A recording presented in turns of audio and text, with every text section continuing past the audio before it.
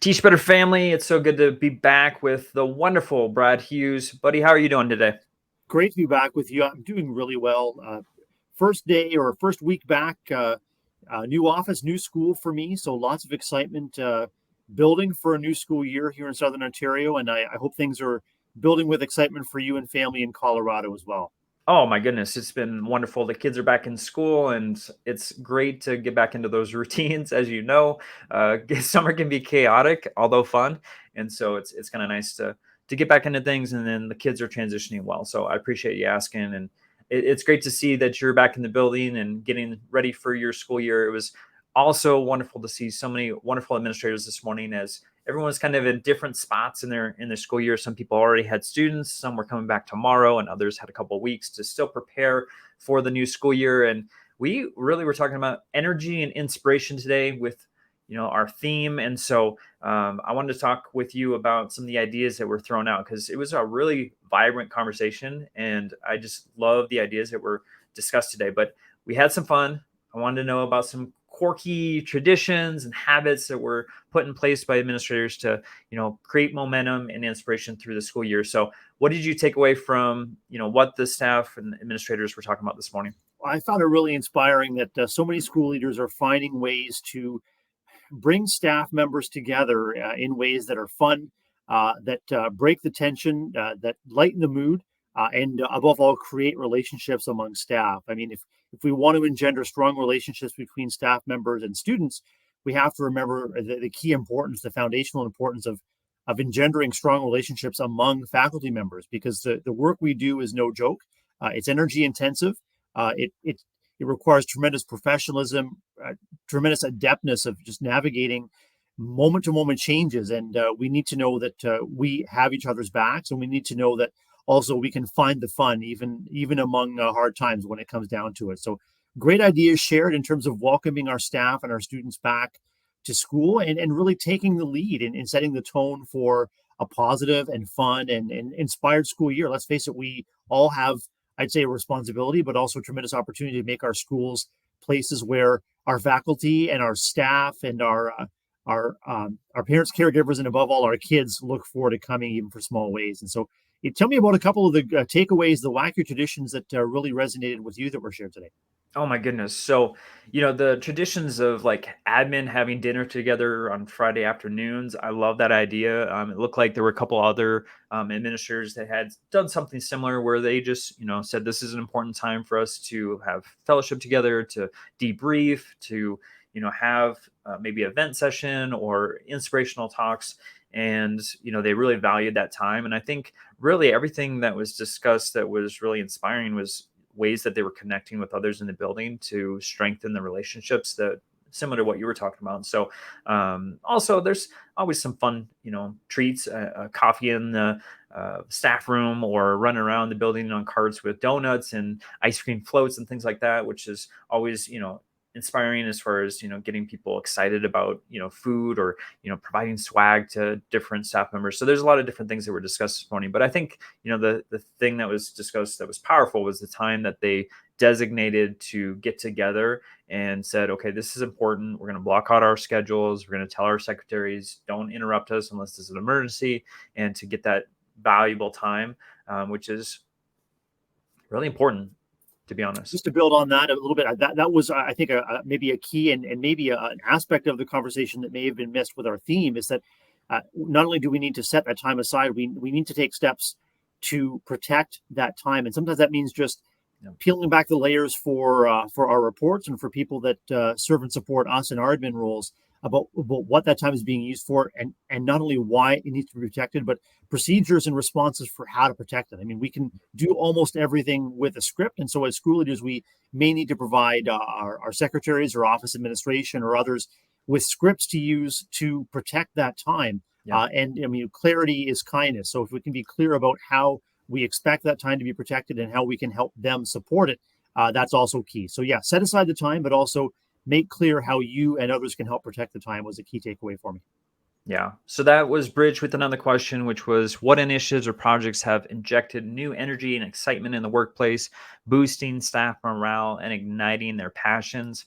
And this was probably the question that took up the most time of our conversation today, which I found like just a lot of wonderful initiatives that were on the campus level. So, Brad, do you remember a couple of things that stood out to you in regards to either projects or initiatives that injected new energy? Yeah, one of our colleagues has a tradition called Fist Bump Friday, and so he invited. This is at the high school level. Invited any faculty that had a first block free to come out Friday mornings and to greet the kids with a fist bump. He's got music playing, and again, bringing staff together in ways that make kids, you know, look forward to checking in when they come in the building is great. It's a great tradition. Something that I found was really interesting is in some cases our school leaders were referring to programs or initiatives where the resources were leveraged from outside the school, and then there were also definitely sort of school based in the moment. Let's see this opportunity initiatives as well, and that Fist Bump Friday, I think. Serves our colleague really well and serves his community really well, and that was a homegrown response, just seeing an opportunity and seizing the opportunity to do it.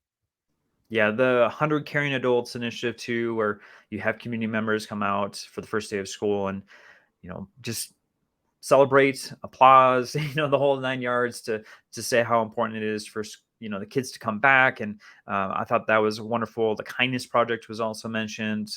I just love the idea of like bringing community together, inviting folks out to be a part of different events.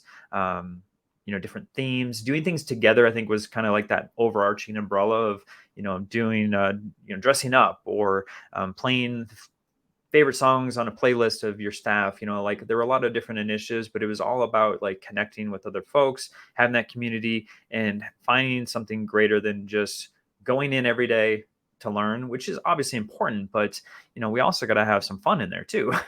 Well, I think sometimes we, as school leaders and as staff communities, need to give each other express permission to have some fun. And also, it may not be a natural or a normal part of our professional life to have that permission to express ourselves and just to bring our true personalities to what we do. I mean, let's face it, like if each of us is the makes the key difference in any interaction. Like we are the key ingredient that makes one interaction different from another. So why don't we give ourselves permission to find the fun, to bring our personalities to the fore and to leverage our strengths in a way that maybe you're not up for dressing up in costume, or maybe you're not up for the song and dance, the fun and games. If you have more of an introverted personality, that doesn't mean that you can't support initiatives, you can't support ways to find the fun and to just to just to bring positive energy and positive intention to each interaction is really key. So all about finding ways to celebrate and strengthen those relationships too.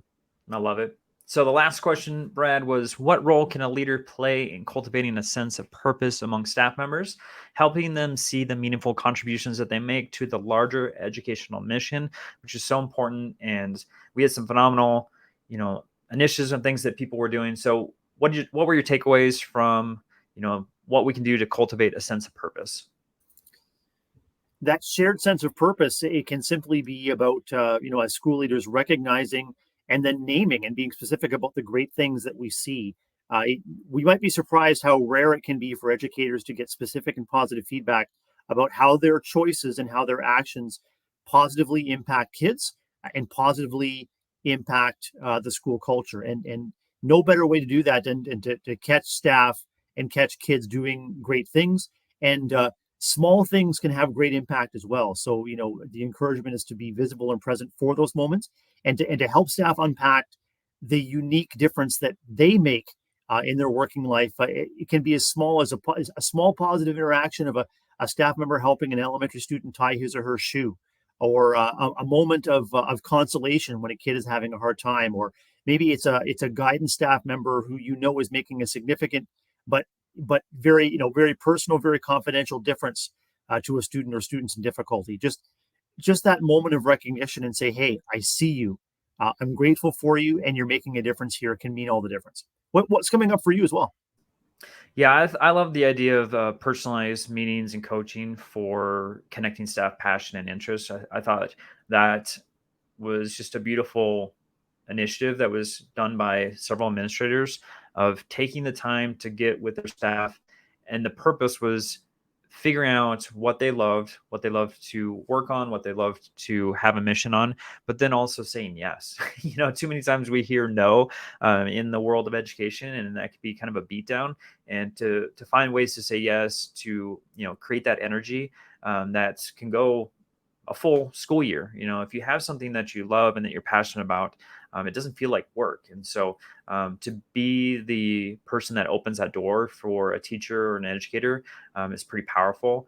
And to take the time to do that says a lot about those administrators. And I don't know, my heart filled when I heard that as an initiative. It can be a very powerful yes, Josh, can it, when you can tie that yes back to those overall goals that we have for our students and our faculty and also for our districts. And it's a very powerful yes when you can see how saying yes is supporting staff and coming together around initiatives or projects or around new professional learning that makes a difference for kids. And then that makes the yes not only resonant, but then it sets a foundation where maybe that yes will lead to more yeses in the future. Again, that just the ripple effect of making positive differences for the communities that we serve. Well, Brad, it's inspiring to be with you every week, buddy. And for those who are watching, if you haven't had a chance to take, your Tuesday mornings with us, every Tuesday morning, 9 a.m. Eastern time, we're together. We're putting ideas out there, and it's so much fun. It happened this week. Someone was like, you know what? I heard this crazy idea last week. I implemented it, and it was such a game changer for us. So I love spitballing ideas, telling each other, what is working, what's not, and then implementing that. So every Tuesday morning, 9 a.m. Eastern time, go over to teachbetter.com/mastermind. It's free. And then you get the pleasure of seeing the kooky and crazy things that Brad Hughes does every week. So join Well, us. And the kooky and crazy antics of Joshua Stamper are best experienced in person. Again, that's Tuesday mornings at 9 a.m. Eastern. And Josh, it's always inspiring to be with you. I treasure our relationship through Teach Better, and I really do treasure the connections that we make each and every week. So huge shout out and huge gratitude to our administrative leaders who are able to join us, and hopefully that you're benefiting from this recap as well. If you like what you hear, and if you're not yet part of our community, we would love to have you. It's a great place to hang out. well said, buddy. All right, y'all. I hope you have a wonderful week. If you need support, of course, Brad and I are here for you. So just reach out, and our handles are here, and you can let us know how we can support you.